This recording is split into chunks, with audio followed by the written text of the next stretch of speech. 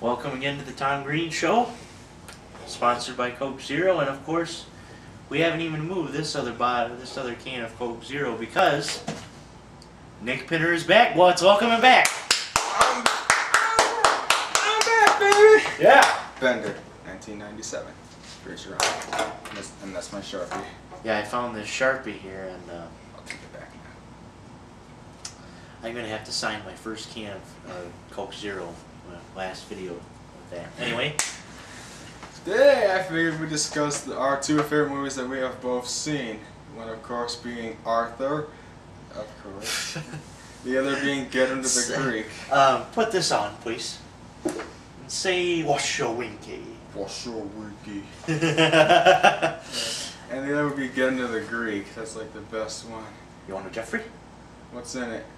Weed, mostly. A little bit of opium, some angel dust, some mashed up heroin, some liquefied morphine, a little bit of crack cocaine, a bunch of fentanyl, and zombie dust, I think, right? Yeah. Why the hell is it called a Jeffrey? Who's afraid of a Jeffrey? By sheer coincidence, both of those movies have a very hilarious man. It's a big deal in England, Russel Brand. Mr. Russell Brand. Now, before we get too far into this, I would just like to have my condolences said to him. I am very sorry for what you had to go through in your early life, being abused and going through heroin addiction at age 14. And what you've had to go through in the past couple months, I hear. Him and Katy Perry split up. Wow, that was quick. Mm-hmm. Anyway. Jeez, Tommy Lee lasted longer than that. Anyway, yes, two of the most hilarious movies I have ever seen. I'm pretty sure he agrees with me. I would have to agree with that. Let's save the better one for last. So let's start with Get Into the Greek. Okay. Best show ever. It's just hilarious. You got Russell Brand, this hilarious English guy with like a higher voice than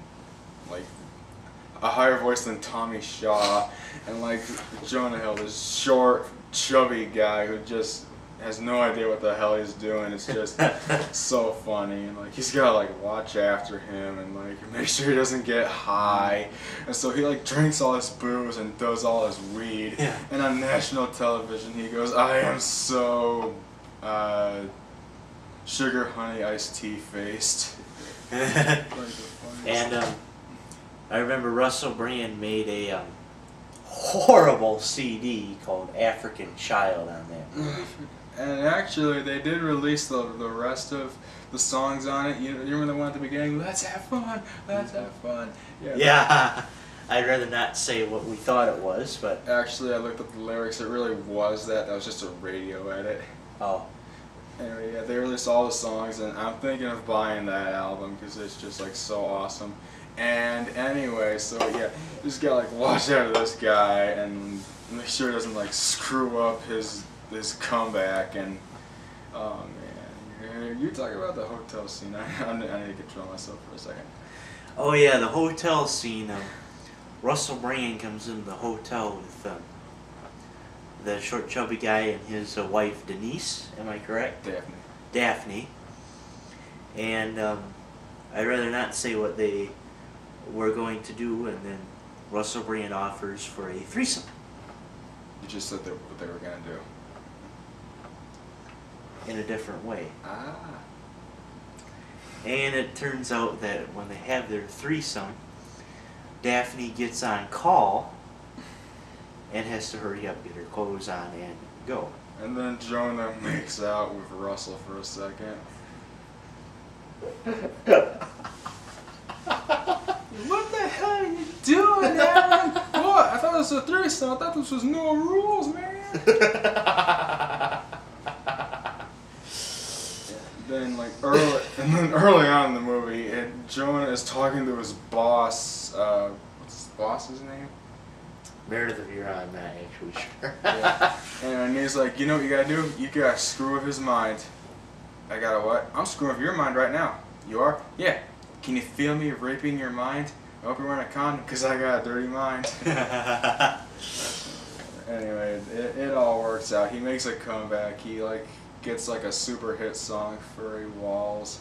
Really funny. I'm gonna cover the outside of my house and this stuff. I'm just gonna look like a freaking werewolf. Yeah. Well, anyway, very good movie, except for when the short chubby guy is talking to his wife. That you can edit out and skip. Actually, I did look up one of those parts, and they're talking about moving to Seattle, and he goes, why? And she goes, well, Seattle's a very big part of the music industry. I mean, look, Nirvana's from Seattle, so you want me to blow my brains out? No. Yeah, that was a good part. In fact, speaking of Seattle and that, I am considering taking a baseball stadium west tour when we do the LA trip. Yes. But we will talk about that many times to come. Yes. Anyway, to Arthur now. That was hilarious. I just could not stop laughing. It was it was my favorite type of movie. It was just joke after joke. It was like a machine gun of humor.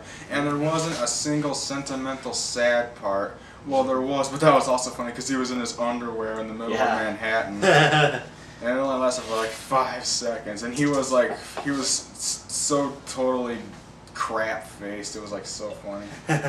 And of course we remember Hobson. Hobson. You're missing Asian you. But ironically, in the original Arthur from 1981, Hobson was a guy. That's weird, but still, it's still pretty cool. Anyway, it was like totally funny. This guy, he does nothing but like waste his money away, which is okay because he's got like 950, was it billion or? I'd have to say billion. Look at his mansion and all that. Yeah, he owned a whole hotel for just partying. Anyway, he's dressing up as Batman. And his right hand man is like, "Are you sure you want to go to charity like this? It's black tie." He points at his Batman suit. This is black. And then they go on a mayhem out in downtown in the Batmobile. They're going na na na na na na na na na na na na Batman. So finally they crash. They crash into the Buffalo, and then he has to like he's under the Bull's scrotum in the crash, and he like tries to maneuver out of it so he doesn't have to like come in contact with them. Best part. They're stoned. What's the difference? They weren't stoned. They were some. Oh, well, dang it! They were wasted. Plaster. That's what they were. Plaster. Sure. Yes. And like anyway, it's like yeah. He's got the best life ever. He's got everything: a solid gold bathtub, a bed made out of magnets that floats in midair, his own movie theater. He's constantly drinking. He's constantly drinking. Hardman, I think if I'm gonna do this blue collar stuff, I need to be a little more sober. Yeah, can I have a word with you? Is that word promotion? Yeah, because he tries to get like a job in like a candy shop. Yeah. Yeah. And like hey, when do I get to put on the gummy bear suit? You don't get to put on the gummy bear suit, but I want to put on the gummy bear suit. Arthur! And then he's like in the back with the guy who wears the suit, and he goes, "Sir, if I give you $10,000, can I wear that suit for an hour?" Then he's drinking whiskey and out of a flask, and he goes, "Hello, kids, want to get sugar high? I'm Gummy, the gummy bear." Then he trips down.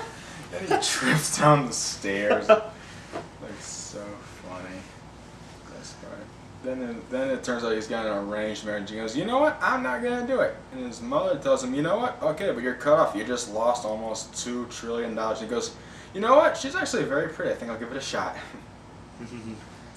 And then I would have to say I like the decision there. He went with Naomi Quinn. Naomi Quinn. Yeah, at the wedding, he reads a letter from Hobson because she died. Okay, yeah, there was a sad part, but it was a not sentimental. Yeah. It was a touching sad part. I mean. Yeah.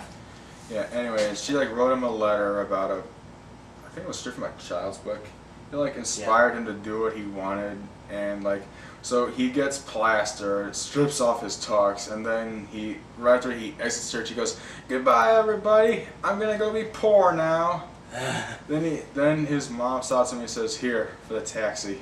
She gives him like $5. He goes, "Thanks, Mom." So he rides in a taxi. Then he runs down the street towards his wannabe girlfriend's apartment in his underwear, and he goes, "Hey, I gave up $1 trillion for you. Me mom's dead." And she goes, "I'm sorry, I don't want to take care of you." And he goes, "Okay." So he just walks off. Yeah. Goes to rehab. But it turned out all alright. He won the girl and he got all of his crap back. Yeah. And we live happily ever after. Yep. The end. And during the end, he gets back in the Batmobile and like fires it up, rocketing down the street again. And then the uninteresting credits come. Well, actually, the end. The credits had a good song on them. I mean, who cares about the credits in a movie? A movie. Yeah.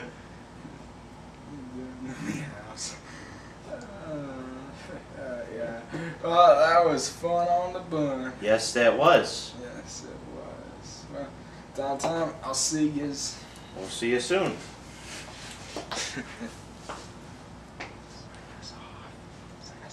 Oh.